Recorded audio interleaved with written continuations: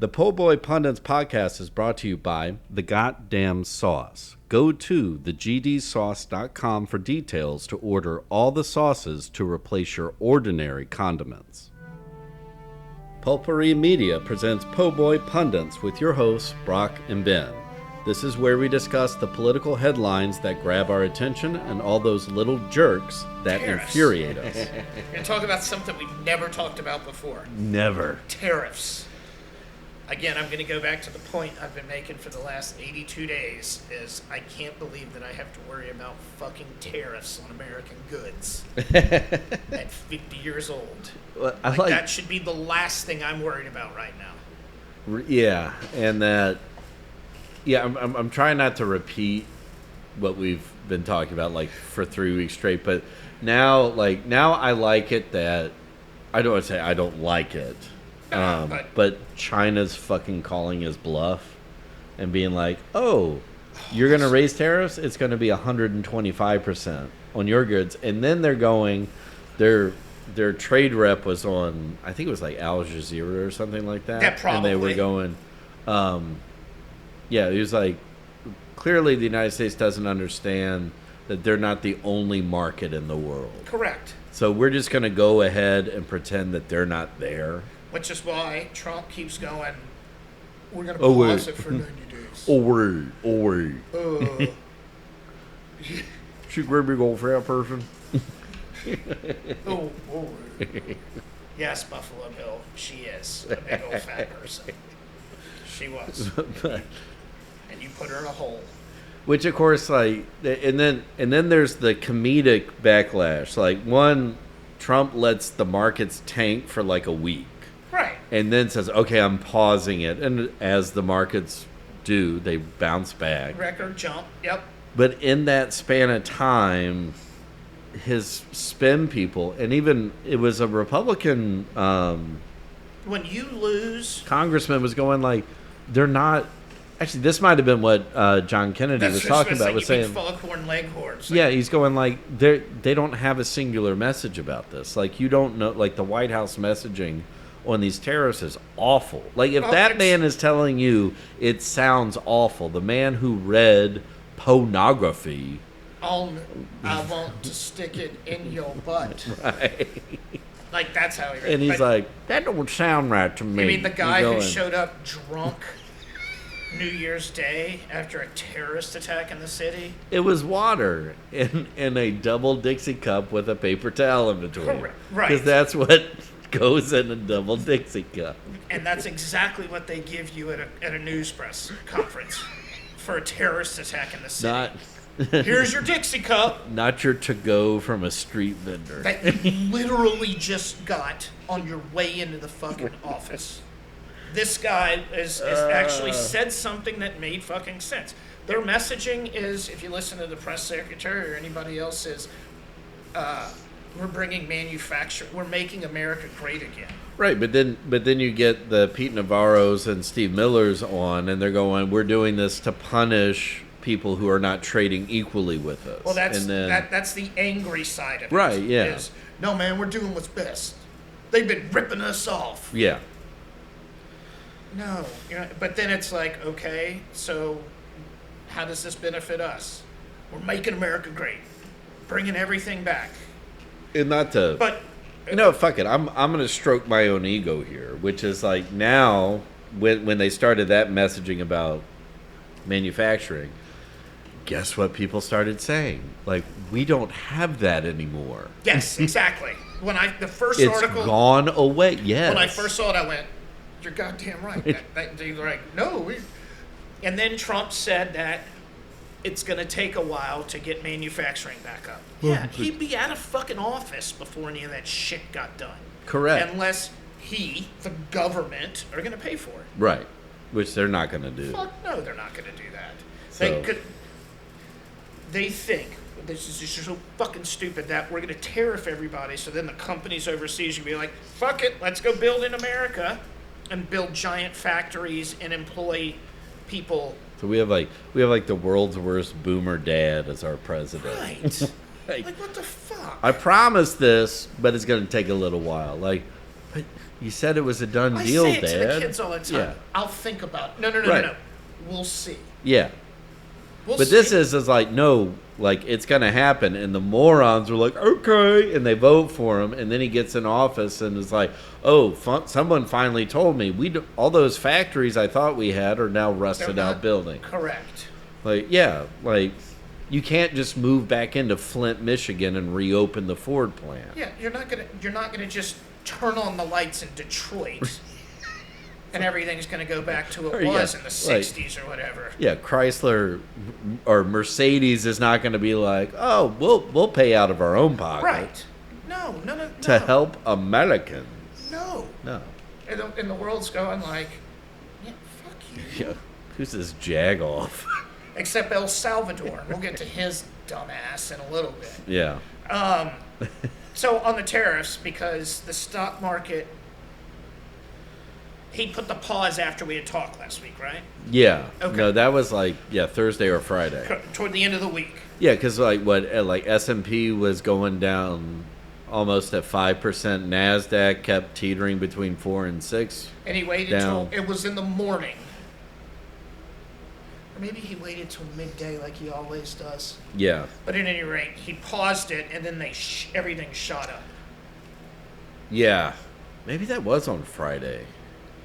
I can't remember. That's the fucked up thing with this, because then at some point No, it was Thursday, because by Friday you had congressional people talking about, what's the catchphrase? Market manipulation.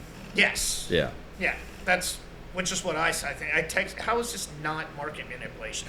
And then this... Because no U.S. company is doing well by this. Like, if it was like, oh, all of a sudden, like, people started buying more Teslas because these tariffs went in. Like, you know what happened? The oligarchs in our country were in the Oval Office, the Bezos and Charles Schwab. Yeah. By the way, I didn't know Charles Schwab was an actual human being. I thought he was just a name. No. Yeah, or like from like the 1800s. No, he is a human being. Now I don't know if he's like the fourth, but he's Charles Schwab. Right, yeah. But they were in there with cameras and video bragging about how much money they made when he put the pause on. Oh, yeah, yeah. Openly, you made $2.8 billion. Man, that's a great day. I'm going, what the fuck?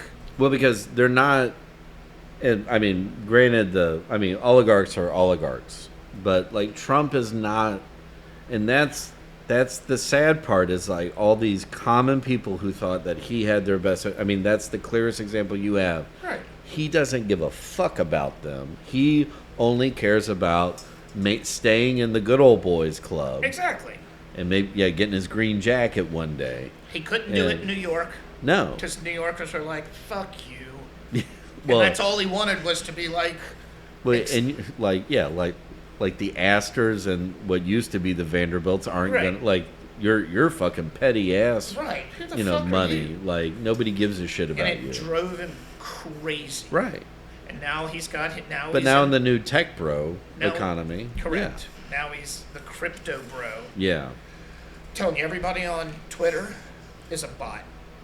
Every single person. 90% of those tweets are bots. They regurgitate the same talking points. I tell you, it's increasingly more and more why I like TikTok. Twitter's an echo chamber. Yeah. I mean, TikTok can be, but at least it's like you see the I mean... Right, it's like a person there. It's. I think some of the Instagram reels are definitely AI now. Oh, absolutely. Yeah, so. They're too pretty. Yeah. It's like the pros. Like, we've been Instagramming forever. Yeah. But, a lot of TikTokers Instagram, too. Yeah. Yeah. We should be TikToking and Instagramming. We will be once I get the fuck caught up. Okay. So, yes, how do they get away with it? And not just them, but, like, prominent Republicans and Marjorie Taylor Greene, Jim Jordan. This was going back to what I was... Like, how are they We were able talking to... off mic last week, is that... So, if... Like I was saying, like, I felt ignorant from my past learning of, like, I didn't apply something, deconstructionist idea that we would apply to, ethics or to history. Yeah. And you don't apply it to economics, where in this is like, obviously we're dealing in social constructs, but they've construct like the new, like, and I guess you would say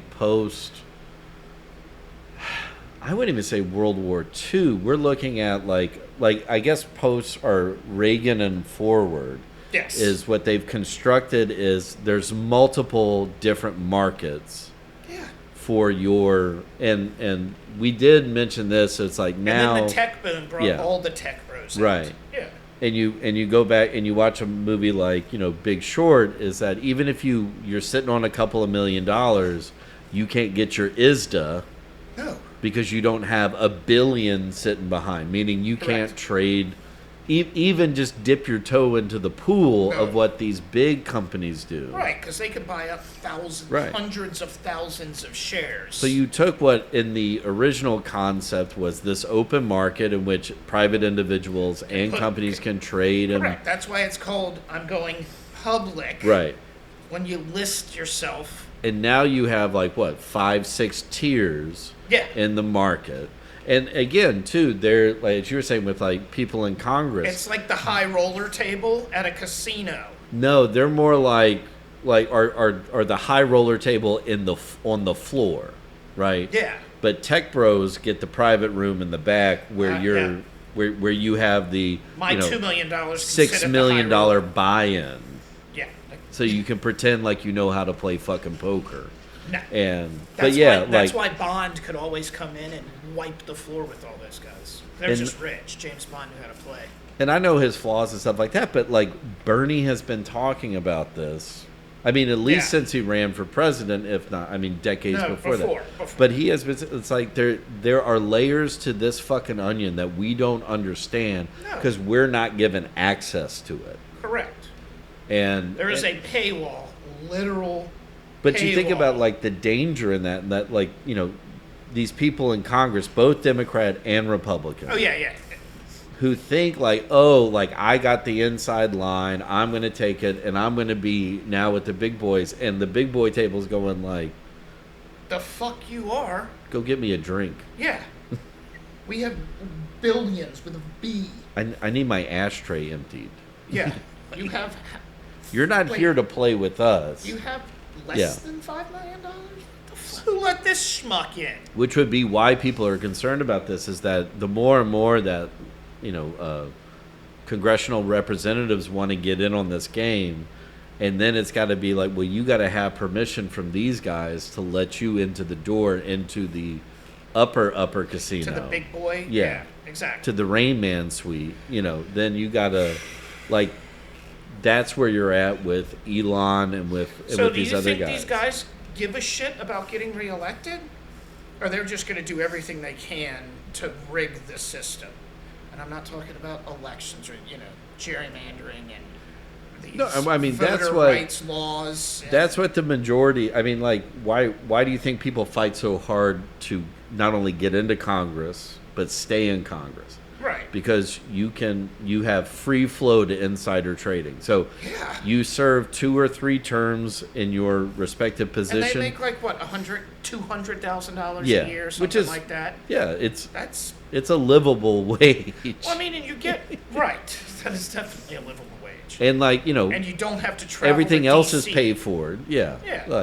Your flights back home, your campaign flights are paid for. Exactly. So it's not like you're paying out of pocket for your staffers and shit like that. And then, but you can parlay that $250,000 to where now, into $10-20 million. Okay, so I hate to keep going back to Cave Woman here, but she started out. You mean Stink from the Land of the Lost? Yes, exactly. She was worth nothing, and now she's worth millions. Yeah. And I say nothing, she had.